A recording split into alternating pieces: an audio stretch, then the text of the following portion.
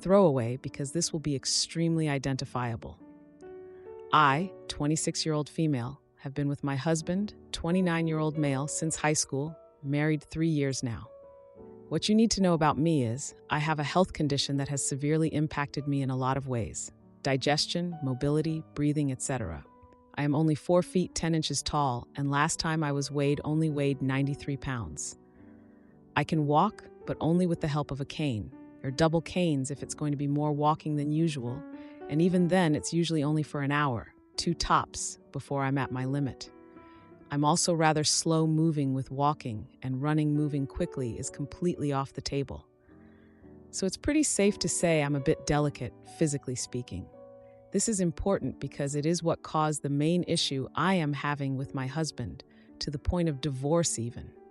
A few months ago, we went out for our anniversary to a small venue to check out some local artists. It was one of those small places that can only host about 200 people or so, and is mostly standing room only.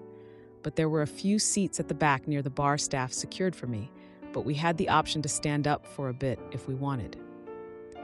It was a pretty crowded house that night, near capacity. Well, I do not know what happened, but at some point something caught on fire, and it was immediately chaos. People were screaming, and once the panic truly kicked in, there was a bad crowd surge to get to the exit. When this happened, I was massively struggling to not get knocked down and trampled. Again, I'm really short and lightweight, and definitely not strong enough to shove my way through a panicked crowd. My husband left me, just bolted the second the panic really got stirred up. Didn't even try to grab my hand or anything, just ran. I was really scared for my life. The seats were all the way across the building from the exit, and there was so much of a crowd to get through. I was certain I was going to be trampled. I wasn't even worried much about the fire at that point. It was growing, but not huge yet. It was mostly just how knocked around I was in the crowd. Even lost my cane at some point. Luckily for me, a woman noticed how close to being pushed down I was and grabbed my hand and kept me close. She was pretty sturdy built, so wasn't being knocked down that easy. We made our way out not long after that, and by that time the fire department had already arrived and was putting the fire out. I found my husband outside, with the crowd dispersing after making it outdoors, and he was crying, asking me if I was okay. So I do feel kind of bad because he really did care, I guess. When I later confronted him for leaving me, he apologized and said he just panicked. That he grew up browsing 4chan and Rotten.com and places like that, and had been especially traumatized by that footage of the station nightclub fire that made the rounds on places like that. And when the fire started and the crowd started panicking here, that he just immediately went back to that and panicked. He described it as literally not thinking, just reacting, like an animal. For me, on the other hand, I know the situation ended up not being that bad. The fire department had the fire out within minutes of it starting, and overall the story ended up not being anything more than a minor blip on our local news radar. But I cannot get how he just freaking took off and ran out of my head. Didn't even try to grab my hand, or God forbid carry me out. He's 6 feet 3 inches tall and a 200-pound athlete, but that might be a bit much, I do not know. Didn't look back once to see if I was okay, only started worrying once he was outside and out of danger. I do not know, maybe it would be one thing if I wasn't mobility impaired and able to run. He could have assumed I was right behind him, but the fact that he left me in that crowd surge alone and some stranger had to rescue me instead has just completely soured my feelings for him. I gave it a few months and even started therapy, but only had 2 sessions so far because the wait list was so insane. But nothing's changed. Now he's done everything from groveling and begging for my forgiveness to minimizing my fear by pointing out that the entire ordeal actually was over in only like 2 minutes. Sure as hell felt longer than that when I was the one fighting for my life in a crowd surge, and I made it out okay. To being all logical and saying people can't know if they're fight or flight until they're in an emergency, and even then can't control how they react. And it was beyond his control, etc. To me, though, it's like trying to crank a truly dead car. No matter how much I rev, my love for him just isn't turning back on. I reached out to a lawyer yesterday, but I'm still so conflicted. Am I the idiot? Now, for a few comments before the update. Comment 1. Not the idiot. I think that 4chan and Rotten.com are easily the worst excuses I've ever heard to justify something like this. In terms of divorce, I try to be more understanding of those who may not have had the right upbringing or the right immediate instincts, because some people just aren't born with those kinds of instincts, and it's something you have to learn if you weren't born with them, because he could learn those instincts. But if you're not able to look past this, then divorce really is your only option. Comment 2. Not the idiot. At this point, you should just get a divorce. It's clear you no longer love him, nor feel safe. I guess this fight or flight logic makes some sense, but it's beyond the point now that the seed of resentment is planted and he no longer wants to seek your forgiveness. It's hard for you to have consistent therapy, though I still encourage you to continue visiting a therapist after the divorce. Now, for the update. Hey everyone, it's been a week since my last post, and boy, do I have an update for you. After I reached out to a lawyer, things took a turn I never expected. My husband, let's call him Mark, has always been the kind of guy who prides himself on being a protector. He's the one who checks the locks twice before bed, the one who walks on the street side of the sidewalk. You know the type. So when he left me in that crowd, it was like I didn't even know him anymore. After I posted last time, Mark started to sense that I was pulling away. He tried to make amends by doing all the things he thought would win me back. He cooked my favorite meals, bought me flowers, and even offered to take me on a vacation to anywhere I wanted. But it all felt so hollow. Then the unexpected happened. Mark's best friend, let's call him Dave, came over. Dave and Mark have been inseparable since they were kids. They played on the same sports teams, double dated in high school, and were each other's best man at their weddings. Dave knew about the fire incident, of course, but I never expected him to confront Mark about it. I overheard them talking in the living room while I was in the kitchen. Dave was laying into Mark, telling him how he'd let me down, how he'd failed as a husband. Mark was defensive at first, but then he broke down. He admitted that he was ashamed, that he couldn't believe he'd run and left me behind. Dave didn't let up, though. He told Mark that if he really wanted to make things right, he'd have to prove it with actions, not just words. The next day, Mark came to me with a plan. He'd arranged for us to volunteer at a local fire safety event. He thought it would help us both process what had happened and maybe bring us closer together. I was skeptical, but I agreed to go. The event was eye-opening. We learned about fire safety, helped hand out smoke detectors, and even participated in a simulated escape scenario. It was during this simulation that I saw a side of Mark I thought was gone. When the fire started, he didn't run.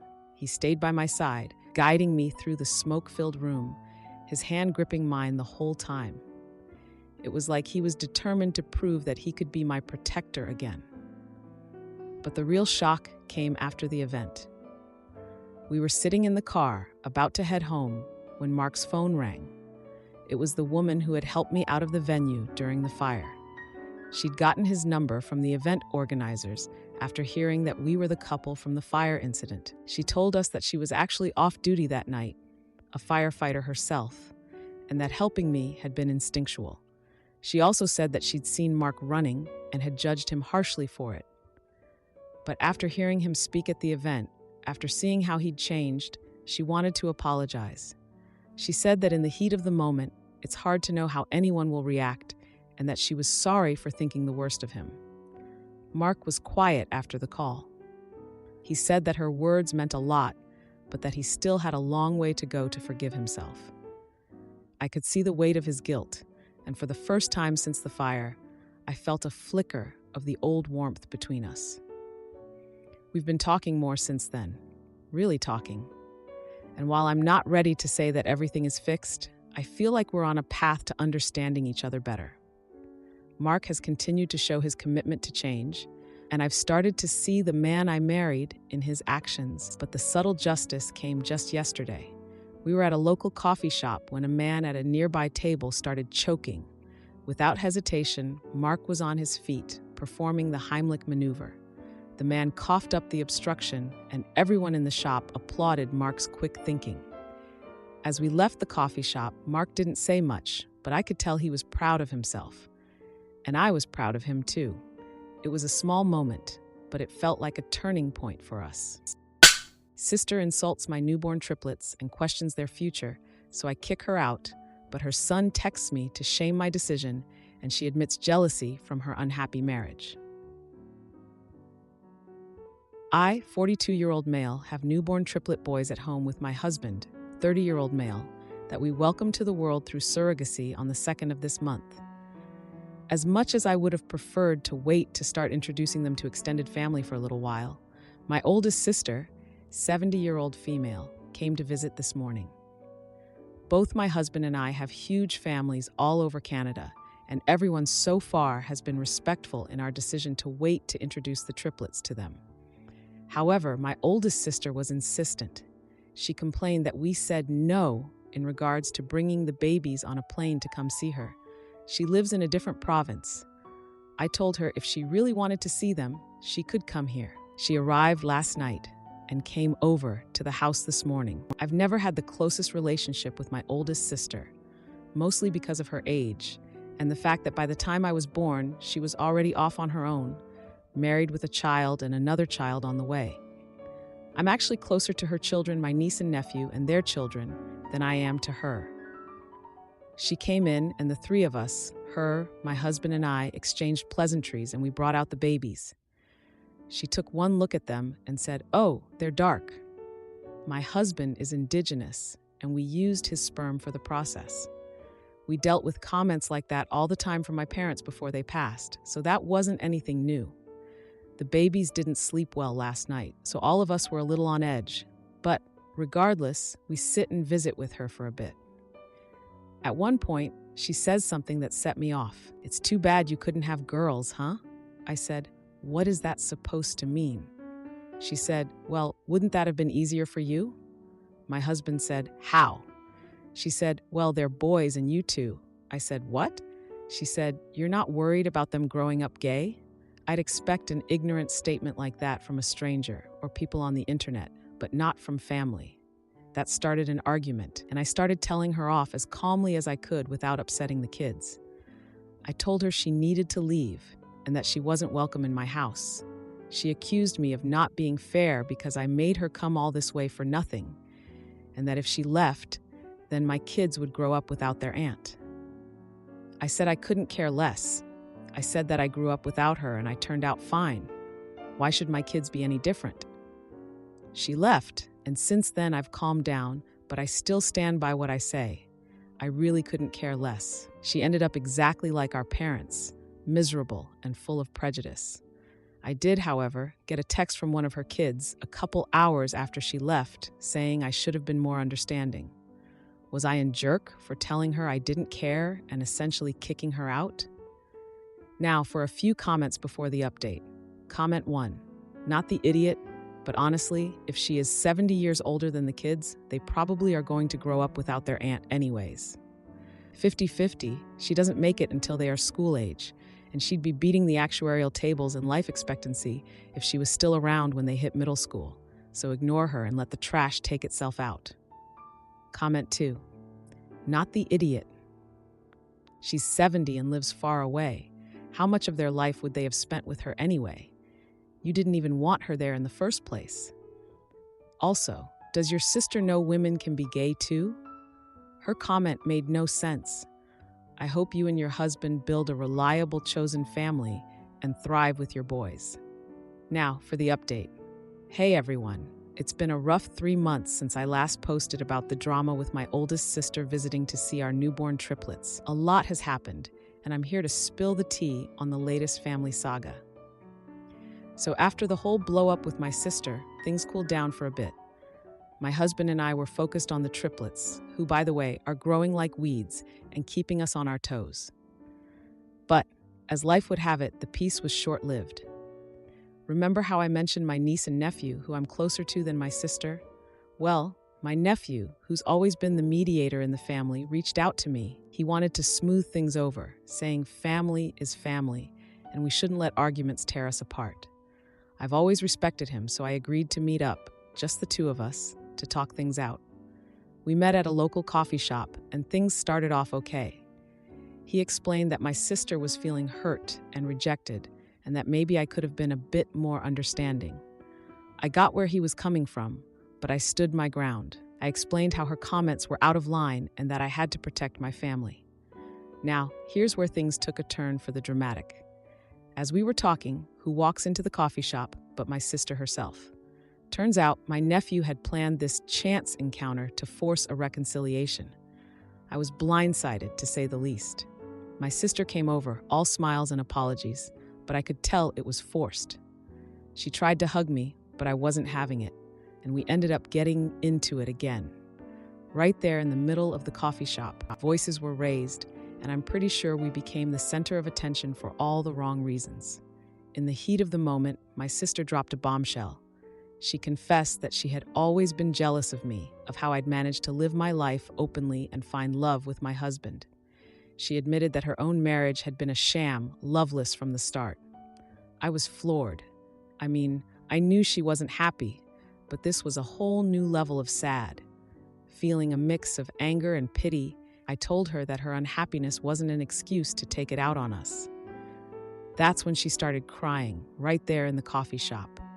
It was a jaw-dropping moment, and I didn't know how to react.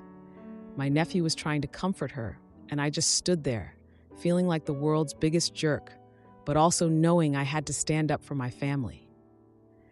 After that public spectacle, we all went our separate ways.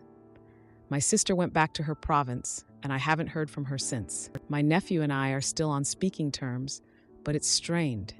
He thinks I should have been more compassionate, but I can't just brush off the hurtful things she said. Now let's talk about the heartbreak. My husband and I had been so strong through all of this, but the stress started to take its toll on our relationship. We were arguing more, mostly about how to handle family stuff and the lack of sleep with 3 babies. It was like we were slowly drifting apart, and I was terrified of losing him. One night, after a particularly rough day with the triplets, we sat down and had a heart-to-heart.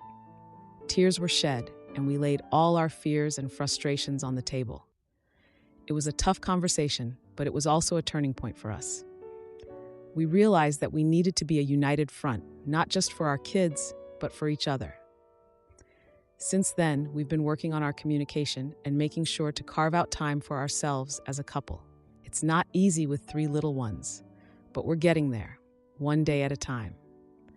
As for my sister, I've come to terms with the fact that our relationship may never be what it could have been. It's sad, but I've got my own family to think about now. And as for my niece and nephew, they've been supportive, even if they don't agree with how everything went down. Fiancé always sides with his troublemaker sister, but after she crosses the line with wedding jokes, I call it quits, and Reddit cheers me on as I find the strength to walk away. I'm 26-year-old female getting married to my 28-year-old male fiancé in April. We've had a beautiful relationship for 5 years. The only real problem is his family. My mother-in-law is a little controlling, and father-in-law is textbook conservative, but overall we have a pretty good relationship. The real problem is his sister, who is 32 years old. She has been in and out of rehab since she was 17 and went to prison for 3 years, I think, for drug-related charges in her 20s. She's been clean for 2 years now. I mention this because it becomes relevant later. I do not have any issue with her past. It is how she acts now. She is constantly trying to get in between me and my fiancé's relationship, stirring problems by making up random things about me. I was cheating, that I tried to steal things from her, etc. I've mentioned this to my fiancé, and he always tells me to ignore her, and she is just protective of him. About a week ago, I invited my fiancé's family over for a dinner so we can discuss the wedding. The entire dinner, she was making jokes about how I needed to lose weight for the wedding, how she was going to show up in white, spill things on me, basically everything someone can do to ruin someone's wedding. This is not the first time she's done this either. Even since the announcement, she's been making side comments about me and the jokes about ruining the day. I didn't say anything in response to her and just threw out a couple fake laughs, as I didn't want to cause any problems. After they left, I was talking to my fiancé on how her comments made me uncomfortable, and they were uncalled for. He immediately defended her, saying that she is just trying to get closer to me, and it's not her fault we don't have the same sense of humor. I told him those aren't the type of jokes you make to a future bride, as they honestly just stressed me out.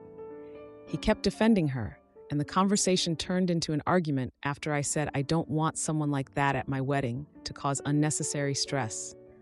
He accused me of being judgmental of her past, and her history with drugs is the reason I didn't want her there. It absolutely is not the reason.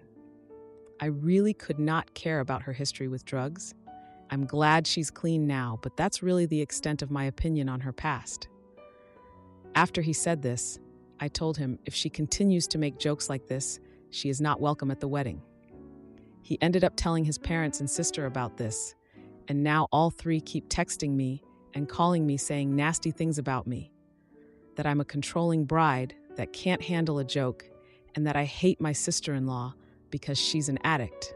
Am I the idiot for saying my sister-in-law is uninvited from the wedding if she keeps making jokes about ruining the wedding day? Update. This all happened about a week ago. I finally almost exploded with everything I turned to Reddit. In that week, I hadn't really brought it up to my fiancé until I saw these comments. You are all absolutely right. He always defends his sister, and I don't know why I thought this would change. I told him this basically, that I can't be with someone, let alone marry them, if they're not going to have my back and run to mommy and daddy with our private conversations. He naturally heard all of this and defended his family again, not even trying to see my easy-to-understand point of view. He's sleeping on the couch. I told him I'm holding off the wedding, not a huge deal as we haven't put down any big deposits. He whined basically like a child, telling me that we have to get married, and I already said yes, but didn't argue with the couch sleeping, so he probably understands he's at least somewhat in the wrong. I'll update more later. Thank you all so much. You made me realize how much a whining witch he can be. Update. First off, thank you all so much for your kind and hard-hitting comments. I really needed it. I sat my fiancé down and talked to him about how I felt. I realized in the 5 years I've been living in delusion, he's never truly supported me through anything and always came to his sister's rescue before anything. For example, when I got a new job, complete career switch, he kind of doubted me and my skills to do this job. Just small things like that added up. So I told him I'm going to live with my sister and I'm breaking off the engagement. If he's willing, I want to attend therapy with him. And if he's not, then that is the end because I cannot deal with this for years to come. Something has to change. He at first acted understanding, telling me he was sorry that he blew up, but he didn't think we needed therapy. He said he wanted to get married to me still, and I told him because he said, "You already said yes." I absolutely did not feel comfortable, and everything else. He then turned this switch, talking about how it was unfair to blindside him like this, and I was being dramatic with his stares, comments, and everything else I brought up. I decided I was not going to be talked to like this, gave him his ring, and left. I had a small bag packed already. I've been at my sister's, and honestly, I've never felt more liberated. I've been dating a man-child and just came to terms with it, and honestly, it's just relieving. I'm grateful I made this post and for your comments. As of right now, we are not together. I told him if he thinks he's changed enough, maybe we can try again. But as of right now, I cannot have this fight again and be with someone unsupportive. I've cried a lot, thought I threw away 5 years, but honestly, after a lot of talking with my sister, I realized more and more I was never truly happy with him. I was a glorified roommate to him, and he was what I thought was right. I thought I had to get married and had to have this seemingly perfect marriage no matter what. This is going to be hard, but it's right. I gave him an opportunity, and he didn't take it. And that's that. Again, thank you all. Now for a few comments before the update. Comment 1. Not the idiot, but are you sure you want to marry this weak man? He is unable or unwilling to stand up to his sister and mother. If you do decide to cancel or postpone, tell them that this whole jealousy thing is emotionally incestuous and is freaking you out. Sweetly ask if this is the root of her problems. Then tell them it is just a joke and walk away. Comment 2, not the idiot. When people show you who they are, believe them. What your future sister-in-law is doing is not funny. And instead of having your back, your partner is disregarding your feelings. If things don't change before the wedding, they definitely won't change after. Now for the update. Hey everyone, thanks for all the support and advice on my last post. It's been a busy ride this past week, and I've got quite the update for you all. After my last post, things got even more intense. My fiance's sister, let's call her Sarah, decided to up her game. She started spreading rumors not just to my fiance, but to our entire friend group, saying that I was the one causing drama and trying to tear the family apart. It was like she was on a mission to make my life miserable. But here's the twist. My fiance's best friend, who's known Sarah since they were kids, pulled me aside and told me something shocking. He confessed that Sarah had always been jealous of any girl my fiance dated, but with me, it was different. She saw that I was actually good for him, and it drove her crazy. He told me stories about how she'd manipulated situations in the past to get what she wanted. It was jaw-dropping to hear about this side of her that I hadn't seen before. Armed with this new information, I confronted my fiancé. I told him everything his friend had shared with me, and for the first time, I saw something click in his head. He was silent for a long time, and then he finally apologized. He admitted that he'd been blind to his sister's behavior because he didn't want to believe she could be so vindictive. We had a long, hard talk about our relationship and what we both needed from each other. He agreed that we needed to set boundaries with his family, especially with Sarah. He promised to stand by me and to confront Sarah about her behavior. The next day, my fiancé sat down with Sarah and laid it all out. He told her that if she couldn't respect me and our relationship, she wouldn't be a part of our lives. It was a confrontation that I never thought I'd see. Sarah was furious, of course, but something amazing happened. She broke down and admitted that she was scared of losing her brother to me. She had been acting out because she didn't know how else to cope with her feelings. It was a turning point for all of us. Sarah agreed to go to therapy to work on her issues, and my fiancé and I started couples counseling to strengthen our relationship. It wasn't easy, and there were a lot of tears and tough conversations, but it felt like we were finally making progress. And now, for the happy ending you've all been waiting for. Just yesterday, my fiancé surprised me with a small, intimate reproposal. He got down on one knee in our living room with just the two of us and asked me to marry him again. This time, he promised that it would be different, that we would be a team, and that he would always have my back. I said yes again, but this time with a feeling of certainty and joy that I hadn't felt before. We decided to move forward with our wedding plans, but with a new perspective on what's truly important, our love for each other and the life we're building together. Sarah has been making strides in therapy, and our relationship with her has slowly started to improve. She's even offered to help with the wedding plans in a genuine and supportive way. It's like we're all starting to heal from the past and look forward to the future. If you like this video, you'll probably like these too. Also, while you're here, please consider subscribing. It's your support that keeps this channel alive and allows me to make better and longer videos. Have a great day.